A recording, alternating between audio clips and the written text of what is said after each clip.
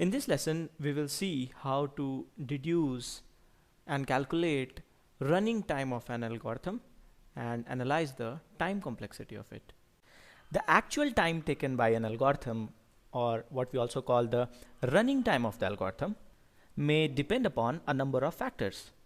And let us see what those factors are. So we will say that running time depends upon factors like whether your machine is a single processor machine or a multiple processor machine, and maybe also upon which generation of processor you have.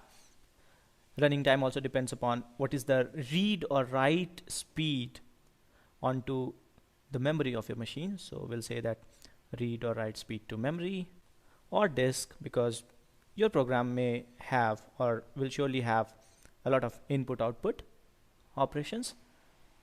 Running time also depends upon whether your machine is a 32-bit architecture or a 64-bit architecture. And it may also depend upon a couple of other factors or aspects relating the configuration of your machine on which you are running the program.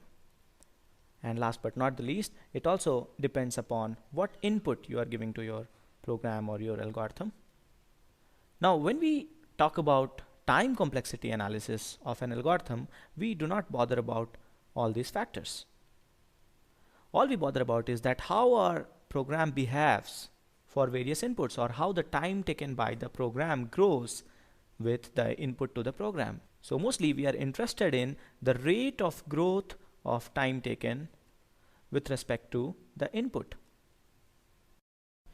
Now, how do we calculate an expression that gives us the rate of growth of time of an algorithm with respect to the input? To do so, we first define a model machine where we will execute our program. So let's say we define a hypothetical model machine with below characteristics. It is a single processor machine. The architecture of the machine is 32-bit. It executes the instructions in the program sequentially, and let us say it takes 1 unit of time for simple arithmetical and logical operations like addition, subtraction, multiplication, division. So 1 unit time for arithmetical and logical operations. And it also takes 1 unit of time for assignment to a variable, and also 1 unit of time to return from a function. So 1 unit for assignment and return, and let's say all other costs are negligible and we do not account for it. Now, this is a hypothetical model machine that I have defined, and you can define a model machine of your own choice where you can say that, hey, the machine takes this much amount of time for this operation.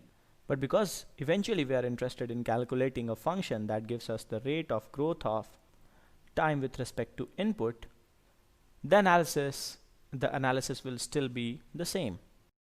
Now let us pick up some very simple examples and try to deduce the functions that define the rate of growth with respect to the input. And I will clear this a little bit. Let's say we want to write a program to find the sum of two numbers a and b. So I will write a function here that will take two integers a and b and simply return a plus b. And I'm only writing a pseudocode here.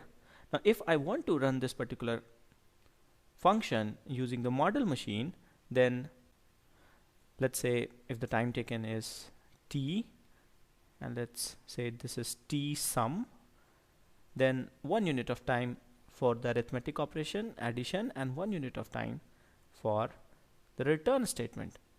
So the total time would be equal to 2 units. So in this case, irrespective of the input to the program, the time taken is exactly 2 units. Or we can also say that the time taken is always constant. So this particular program is a constant time algorithm. Now let's pick up another example. Let's say we want to write a program that gives me the sum of all the elements in a list. So I would write a function sum of list that will take a one-dimensional array a as input, and let's say it also takes as argument to the function the size of the array. So the size of the array is n. So in this case the program goes like, so we start with a variable total and we initialize it to 0, and then we run a loop and keep on adding the elements of the array into this particular variable, and finally return it after we come out of the loop. And before we calculate the time taken, let's do something.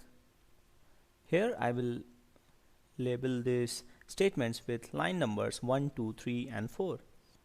Now line 1 has one assignment, so the cost will be 1 unit, and this particular statement will be executed exactly once. Line 2 has one comparison, which is often there in a loop, and since I've written a pseudocode here only, so let's assume that we have one comparison and one incrementation, and both have cost 1 unit each, and the total cost to execute line 2 is 2 units. And this will execute n plus 1 times, one extra time for the false condition when the program actually exits the loop. And this also has a cost of 2 units, one for the addition and one for assignment here. So this executes n times, and the last line is a simple return which executes once and has a cost of 1. So the total cost, let's say, is t sum of list is equal to 1 plus 2 into n plus 1 plus 2 into n plus 1, and this eventually evaluates to 4n plus 4. Now if this sounds a little messy to mark these absolute terms here in cost, we can also write some constants here, like the cost of executing line 1 is say C1, and the cost of executing line 2 can be called C2, and we can go on like this. And then also we can try to calculate the total cost. So in that case we will arrive at some expression like time taken is a function of n, Tn, which is equal to some constant, let's say C times n plus another constant C dash, where C is equal to C2 plus C3 and C dash is equal to C1 plus C2 plus C4. But these constants are not important because we are interested in the rate of growth of the time taken, and in this case clearly the time taken grows as a linear function simply because it's proportional to n. So for the first example that we had picked, we had the time taken to sum up two elements equal to some constant. Let's say this constant was k.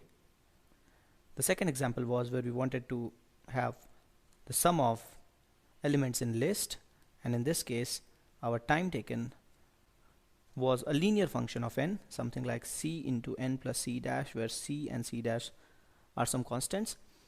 If we want to print or calculate the sum of elements in a two-dimensional matrix of size n cross n, then if you try to deduce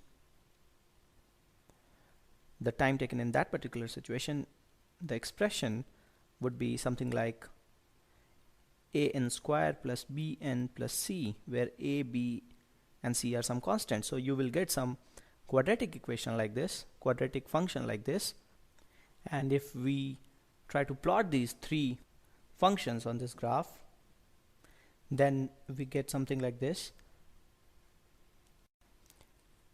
In fact, x-axis here is and should be input size, so we can call it, let's say, n. Clearly for higher values of n, the rate of growth of the quadratic function is a lot more than the rate of growth of the linear function.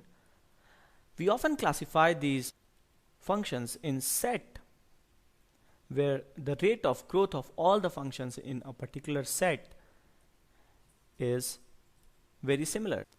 For example, big O of n square will define the set of all the functions of the form an square plus bn plus c. Similarly, all the functions like linear functions like Cn plus C dash would be defined by On. So On is the set of all the functions of this particular form. All the functions of the form time is equal to some constant belong to the set O1, and this is the same big O notation that we are talking about all this while. We have been talking about all this while.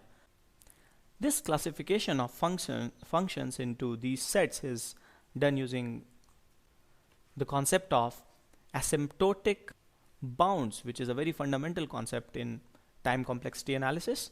Big O is actually called an asymptotic notation. So this big O that we often write is called an asymptotic notation. And we also have other asymptotic notations like theta and omega, and we'll learn about all of them in the next lesson. So thanks for watching.